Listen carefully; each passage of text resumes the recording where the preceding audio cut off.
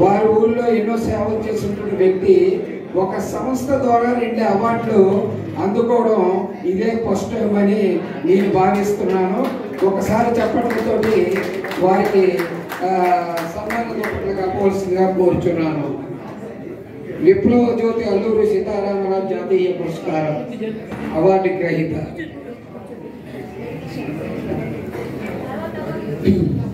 అతిథులకు, వేదికను అలంకరించినటువంటి పెద్దలకు నమస్కారం. శ్రీ దాసరి నారాయణరావు కళా పరిషత్ మరియు విశాఖ రత్న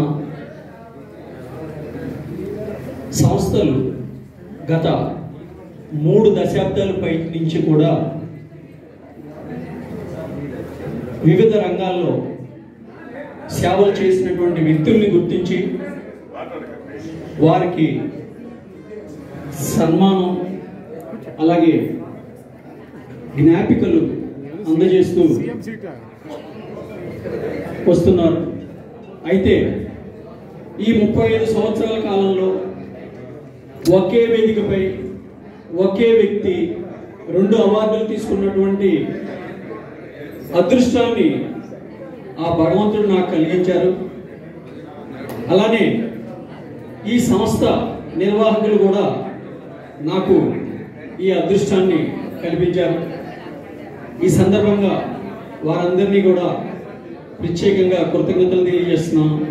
అలానే ఇందాక పొట్టి శ్రీరాములు గారు అవార్డు ఏ విధంగా నాకు ఇచ్చారు అనే విషయాన్ని మీకు చెప్పాను. అలానే ఇప్పుడు అందుకున్నటువంటి అల్లూరి సీతారామరాజు అవార్డు కూడా ఒక సామాజిక విప్లవ సంఘటనని దృష్టిలో పెట్టుకుని నాకు అందజేశారండి. పెడనలో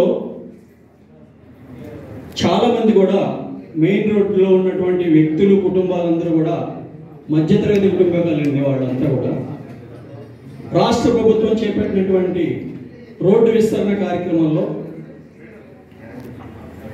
నష్టపరిహారం ఇవ్వకుండా భవన యజమానుల్ని బెదిరించి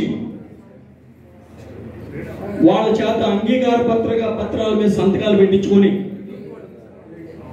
రోడ్డు వైడింగ్కి సహకరించమని చెప్పని ఒత్తిడి చేశారు. ఆ సందర్భంలో ఆ సంఘటనలో చాలా మంది కూడా ఇబ్బందులు పడ్డారు. వాళ్ళకి ఆ స్థలాలే జీవనోపాధి. అటువంటి స్థలాలు నష్టపరిహారం లేకుండా ఉచితంగా ఇవ్వాలని బెదిరించి ఆ విధంగా చేసేసరికి అది చూసి తట్టుకోలేక భవన యజమానుల సంక్షేమ సంఘం ఒకటి స్థాపించి ఆ సంఘ అధ్యక్షుడిగా నన్ను ఎన్నుకున్నారు. నా ఆధ్వర్యంలో ఉద్యమం స్టార్ట్ చేసామండి. కృష్ణా జిల్లాలో అన్ని చోట్ల కూడా రోడ్డు విస్తరణ జరిగింది. పెడల్లో మాత్రం జరగలేదండి. మేము అడ్డుకున్నాం, హైకోర్టులో పిల్లేసాం. ఉమ్మడి రాజధానిగా ఉన్నప్పుడు జరిగినటువంటి సంఘటన ఇది. పిల్లేస్తే హైకోర్టు న్యాయమూర్తి గారు భూసేకరణ చట్ట ప్రకారం తీసుకోమని చెప్పని ప్రొసీడింగ్ ఆర్డర్ ఇచ్చారండి భవన యజమానికి. ఆ విధంగా భవన యజమానులకి అండగా నిలిచి వారికి ఎంతో ధైర్యం చెప్పి విజయం సాధించే విషయంలో ముఖ్య భూమిక పోషించినటువంటి నాకు ఆ సంఘటనని గుర్తుపెట్టుకుని ఈరోజు నాకు ఈ అవార్డుని అందజేశారండి. అవార్డుని ఈ సందర్భంగా వీరందరికీ కూడా ప్రత్యేకమైనటువంటి ధన్యవాదాలు తెలియజేసుకుంటున్నాను. జై హింద్. అమరజీవి పొట్టి శ్రీరాములు గారి జాతీయ అవార్డు గ్రహీత.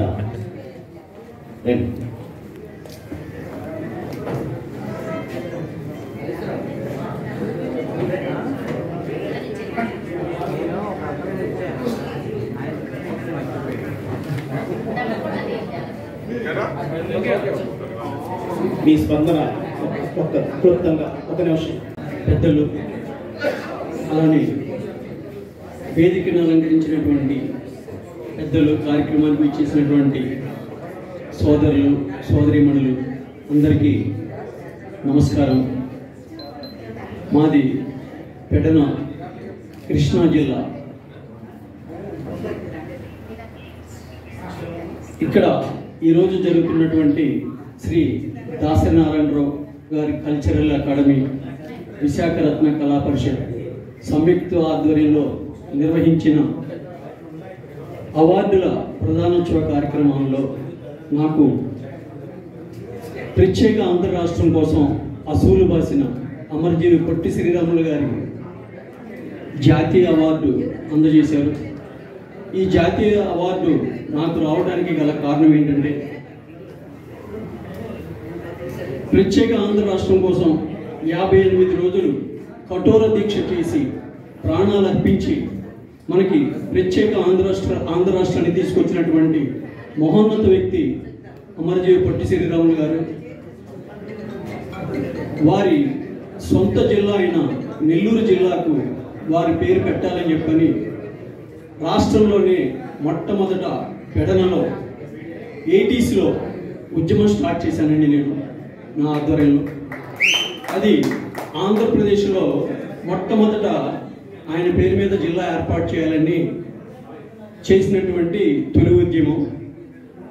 అలా ఆ ఉద్యమం అంతటితో ఆగకుండా రాస్తారోకోలు, ధర్నాలు, ప్రభుత్వ అధికారులకు వినతి పత్రాలు, ముఖ్యమంత్రి గారికి వినతి పత్రాలు అలా ఇచ్చుకుంటూ రిలే నిరాహార దీక్షలు కూడా ఏర్పాటు చేశానండి పెడలో నేను.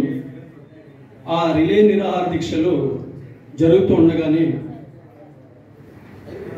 2002 సంవత్సరం తెలుగుదేశం పార్టీ ప్రభుత్వంలో అప్పటి ముఖ్యమంత్రి నారా చంద్రబాబు నాయుడు గారు రాష్ట్ర అసెంబ్లీలో నెల్లూరు జిల్లాకు అమరజీవి పొట్టి శ్రీరాములు నెల్లూరు జిల్లాగా పేరు మారుస్తూ ప్రకటించే సమయానికి ఉమ్మడి ఆంధ్రప్రదేశ్లో కొనసాగుతున్నటువంటి ఏకైక నిరాహార దీక్ష శిబిరం ఒక్క పెడల్లోనే కొనసాగుతుంది. అది కూడా నా ఆధ్వర్యంలోనే జరుగుతుంది. ఇవన్నీ కూడా ఆ మహోన్నత వ్యక్తి పేరు మీద జిల్లా ఏర్పాటుకు చేసినటువంటి ఉద్యమాలను దృష్టిలో పెట్టుకొని శ్రీ దాసనారాయణరావు కల్చరల్ అకాడమీ, విశాఖ రత్న కళా పరిషత్ సంస్థల వారు నా యొక్క స్ఫూర్తిని గుర్తించి నాకు ఈ అవార్డును అందజేశారు. ఈ సందర్భంగా వారికి ప్రత్యేకమైనటువంటి కృతజ్ఞతలు తెలియజేసుకుంటూ నాకు ఈ అవకాశం ఇచ్చినటువంటి పెద్దలందరికీ కూడా ప్రత్యేక ధన్యవాదాలు తెలియజేసుకుంటూ సెలవు తీసుకుంటున్నాను. జై హింద్. పాటలు ఉన్నాయి, నేను ఆ చిట్టాన్ని మనిషి కనపట్లేదు దీనికి.